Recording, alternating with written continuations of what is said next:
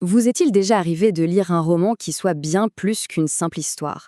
Un livre qui, sous des airs de quête personnelle, finit par déclencher une véritable tempête diplomatique. Eh bien, c'est exactement ce qui s'est passé avec Le meurtre du commandeur de Haruki Murakami. Et aujourd'hui, on va décortiquer ensemble ce phénomène. Alors, pour vous donner une idée de l'ampleur du truc, 1,38 million. C'est le nombre hallucinant d'exemplaires vendus au Japon. On parle donc d'un véritable raz-de-marée littéraire qui a instantanément mis ce livre sous tous les projecteurs. Et pourtant, à la base, l'histoire semble assez simple, presque classique. Ensuite, un portraitiste, un artiste en pleine crise après que sa femme l'a quitté. Il plaque tout, part s'isoler dans une maison perdue dans la montagne. Bref, le cliché de l'artiste en quête de lui-même. Sauf que voilà, cette histoire de solitude et de peinture va devenir, contre toute attente, le centre d'une controverse internationale. Alors la question c'est, comment un roman si intimiste a-t-il pu mettre le feu aux poudres à ce point? C'est tout le mystère. Allez, on plonge dans le vif du sujet. Au début, pour quiconque connaît un peu Murakami, on est en terrain connu. Mais très très vite, l'histoire bascule dans quelque chose de beaucoup plus étrange, vraiment surréaliste. Le décor se met en place. Notre narrateur, dont on ne connaîtra jamais le nom, découvre une vieille peinture dans le grenier, intitulée « Le meurtre du commandeur ». Et juste après, il se met à entendre le son d'une cloche. Une cloche qui semble venir d'une fosse scellée, juste à côté de la maison. Le mystère peut commencer. Mais là où l'histoire prend une toute autre dimension, ce n'est pas à cause d'une cloche. Non, dans le monde réel, tout part de quelques lignes de dialogue. Des lignes qui vont déclencher ce qu'un journal a appelé une guerre par procuration imprévue. Rien que ça. Et voilà, les quelques mots qui ont tout changé.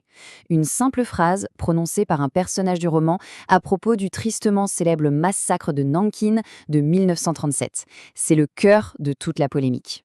Du côté de la Chine, la réaction est immédiate et elle est incroyablement positive. On applaudit Murakami, on salue son courage d'avoir osé aborder cet épisode si douloureux de l'histoire, de l'avoir mis noir sur blanc dans un roman. Mais au Japon, l'ambiance est radicalement différente. Une véritable inquiétude monte. Certains craignent que la Chine n'utilise ces quelques lignes de fiction comme une arme politique, pour faire pression sur le Japon. Bon, mettons la politique de côté un instant et revenons à l'intérieur du livre. Parce que pendant que le monde débattait, les lecteurs, eux, tentaient de percer les mystères et les symboles complètement fous disséminés par Murakami. Et pour ça, il faut comprendre le style de Murakami, le réalisme magique. C'est simple. C'est un monde où le plus banal des quotidiens, comme faire des pâtes, peut côtoyer l'impossible, le fantastique. Et évidemment, ça ouvre la porte à toutes les interprétations possibles et imaginables. Le premier grand symbole, c'est bien sûr ce fameux trou dans le sol. Cette fosse d'où vient le son de la cloche. C'est le point de départ de tout le côté étrange du roman. Alors, forcément, les fans y sont allés de leur théorie. L'une des plus directes, trouvée sur un forum Reddit, suggère qu'il s'agit tout simplement d'un vagin.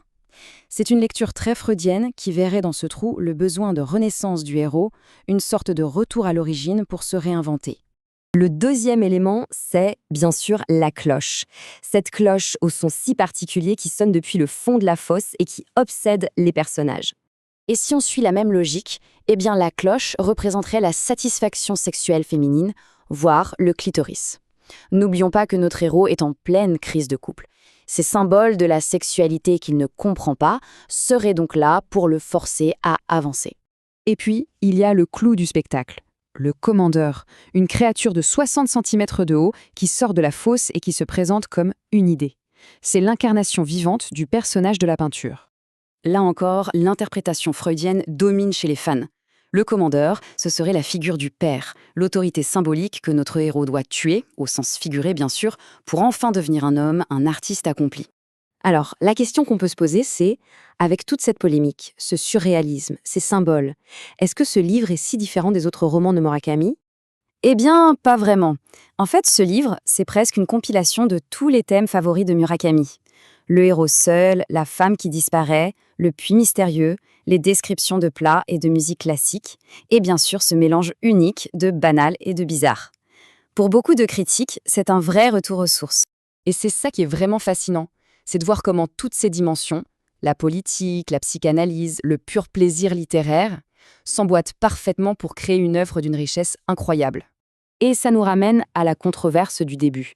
Car ce qu'elle nous montre, c'est que Murakami n'est plus un simple romancier.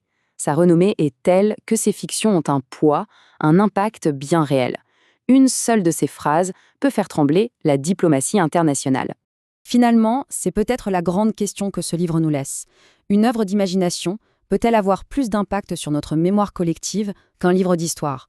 Ça nous rappelle le pouvoir immense, mais aussi la grande responsabilité des conteurs d'histoire face à la grande histoire. Une réflexion passionnante.